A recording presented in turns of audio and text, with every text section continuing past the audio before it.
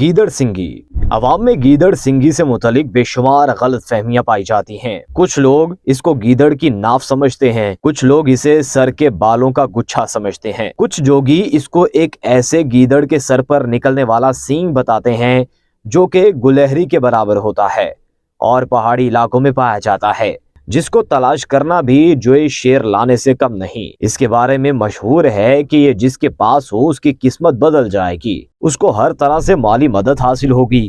زیورات یا نقدی کے سیف میں گیدڑ سنگی رکھی جائے تو وہ مزید بڑھیں گے، دولت اور کاروبار میں ترقی ہوگی، گمشدہ مال مل جایا کرے گا، غیب سے ہر طرح کی مدد اور خوشحالی حاصل ہوگی، دولت آنے کے ہر ذریعے میں کامیابی ہوگی، لاٹری، بانڈ، جوا، سٹا کاروبار میں کامیابی ہوگی۔ اکثر لوگ سمجھتے ہیں کہ گیدڑ سنگی کا تعلق ہندوستان سے ہے اور اسے ہندو تانتروں نے دریافت یا ایجاد کیا، لیکن ہمیں ہندو مذہب یا تاریخ کی کسی کتاب میں گیدڑ سنگی کا ذکر نہیں ملتا۔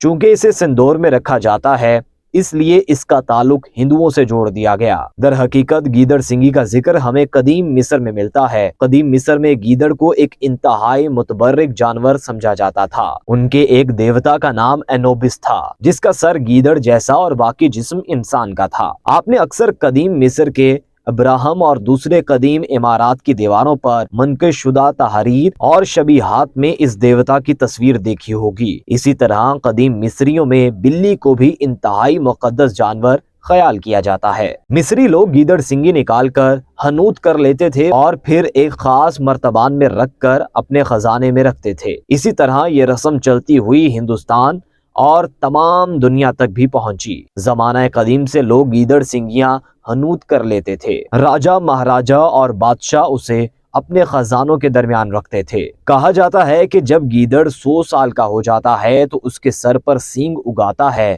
یا یہ کہ یہ سینگ صرف گیدڑوں کے سردار گیدڑ کے سر پر پایا جاتا ہے۔ لوگ اس چیز کو بہت منتیں کر کے جوگیوں اور ملنگوں سے خریدتے ہیں، اور خریدتے وقت اس بات کا خاص خیال رکھا جاتا ہے کہ یہ زندہ حالت میں ہو، اور پھر بڑے پیار اور عزت سے اسے سندور اور خوشبوؤں والی ایک چھوٹی سی ڈبی میں رکھتے ہیں۔ سندور وہی سرخ رنگ کا پاؤڈر نما صفوف ہے جسے ہندو پتی اپنی پتنی کی مانگ میں لگاتا ہے۔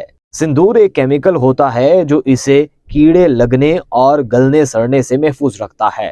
لوگ اس گیدڑ سنگی کا بہت خیال رکھتے ہیں اور پاک صاف ہو کر اس کے نزدیک جاتے اور اس کو ہاتھ میں پکڑتے ہیں، کیونکہ جوگی صاحب نے انہیں بتایا ہوتا ہے کہ اگر ناپاک حالت میں اس کے قریب جاؤ گے تو یہ مر جائے گی، یا اس وجہ سے آپ کا بہت بڑا نقصان ہو جائے گا۔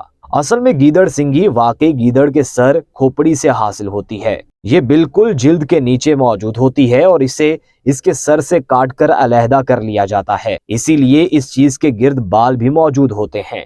گیدڑ سنگی کینسر زدہ ٹیومر سیلز ہیں جو کہ گیدڑوں کے سر میں ایک بڑے دانے کی طرح ابھر آتا ہے، جس میں تھوڑی سی سختی بھی آ جاتی ہے۔ گیدڑ کے سر سے الگ ہونے کے باوجود اس کے بڑھنے کی 2 وجوہات ہو سکتی ہیں۔ پہلی وجہ یہ کہ کینسر والے سیلز اس سنگی میں موجود ہوتے ہیں جو کہ ایک دوسرے کو کھا کر بڑھتے رہتے ہیں، جس سے محسوس ہوتا ہے کہ گیدڑ سنگی بڑھ رہی ہے۔ اس کے بڑھنے کی دوسری وجہ آکسیجن کی غیر موجودگی میں بیکٹیریا کی گروتھ کا جاری رہنا یا ان کی تعداد کا بڑھتے رہنا بھی ہو سکتا ہے۔ یہ سب کینسر زدہ سیلز کو سندور میں حنوط کرنے کی وجہ سے ہوتا ہے۔ کچھ بھیک مانگنے والے جوگی اور سپیرے بھی لوگوں کو گیدڑ سنگی کے نام پر چونا لگا جاتے ہیں۔ سوچنے کی بات یہ ہے کہ اگر گیدڑ سنگی فائدہ مند ہوتی تو وہ خود خوشحال ہوتے اور در بدر بھیک نہ مانگ رہے ہوتے۔